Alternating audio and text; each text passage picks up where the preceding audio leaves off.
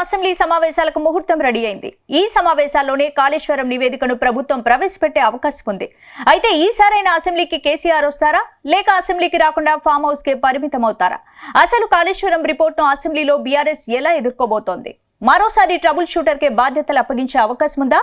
Let's watch the story.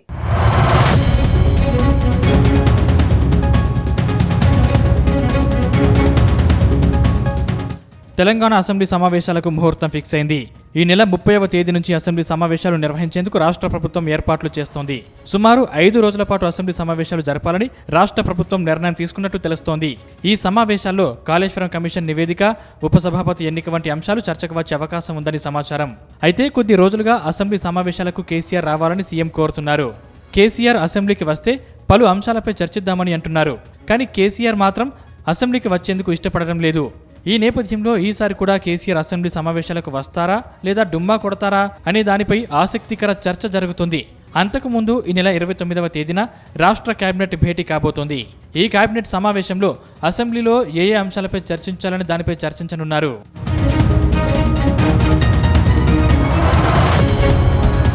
గత BRS ప్రభుత్వంలో కాళేశ్వరం ప్రాజెక్టును దాదాపు 1,00,000 కోట్లతో నిర్మించారు. అయితే ప్రాజెక్టు నిర్మించిన 3 ఏళ్లకే మేడిగడ్డ దగ్గర పియర్స్ కుంగిపోయాయి. దాంతో రేవంత్ రెడ్డి సర్కార్ జస్టిస్ పీసీ ఘోష్ నేతృత్వంలో విచారణ కమిషన్ ఏర్పాటు చేసింది.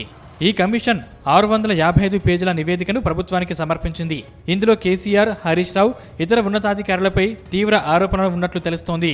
కాళేశ్వరం ప్రాజెక్టు నిర్మాణంలో కేసీఆర్ ఏకపక్ష నిర్ణయాలు తీసుకున్నారని, బ్యారేజీల నిర్మాణ స్థలాల ఎంపిక, ఆర్థిక అంచనాల మార్పు వంటి అంశాల్లో ఆయన కీలక పాత్ర పోషించారని ఈ నివేదికలో పేర్కొన్నట్లు సమాచారం. ఈ విషయాలను రాష్ట్ర కేబినెట్ సమావేశంలో చర్చించారు. ఆ తర్వాత అప్పటి అవకతవకలను మంత్రులు వివరించారు.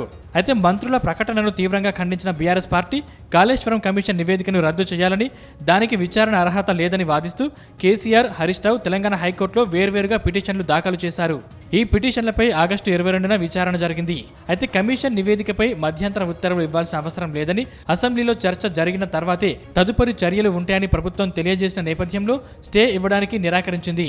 నివేదికను అసెంబ్లీలో ప్రవేశపెట్టి చర్చించిన తర్వాతే ఏ చర్యలు తీసుకోవాలనే నిర్ణయం తీసుకుంటామని అడ్వకేట్ జనరల్ సుదర్శన్ రెడ్డి తెలిపారు. ఈ నిర్ణయంతో బీఆర్ఎస్ నేతలకు హైకోర్టులో నిరాశ ఎదురైంది.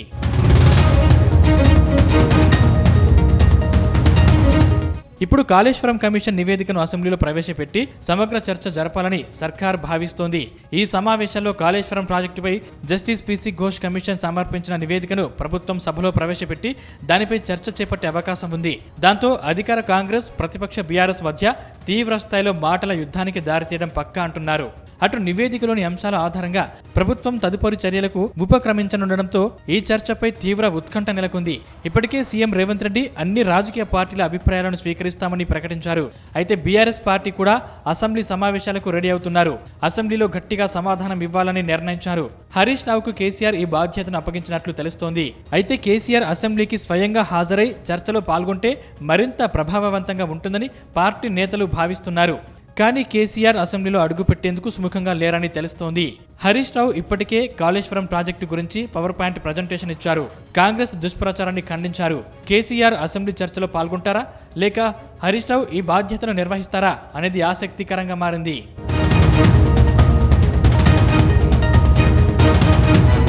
మరోవైపు ప్రస్తుత శాసనసభ కొలువుదీరిన నాటి నుంచి డిప్యూటీ స్పీకర్ పోస్టు ఖాళీగా ఉంది. ఈ సమావేశాల్లోనే ఆ పదవికి ఎన్నిక నిర్వహించేందుకు ప్రభుత్వం కసరత్తు చేస్తోంది. అధికార పక్షం నుంచి ఎవరిని ఈ పదవికి ప్రతిపాదిస్తారు, విపక్షాలు పోటీలో నిలుస్తాయా లేదా అనేది ఆసక్తికరంగా మారింది. ఈ కీలక అంశాలతో పాటు రాష్ట్రంలో రైతుల సమస్యలు, 6 గ్యారంటీల అమలు పురోగతి, ఉద్యోగ నియామకాలు వంటి ప్రజా సమస్యలపై కూడా చర్చ జరిగే అవకాశం ఉందని అంటున్నారు.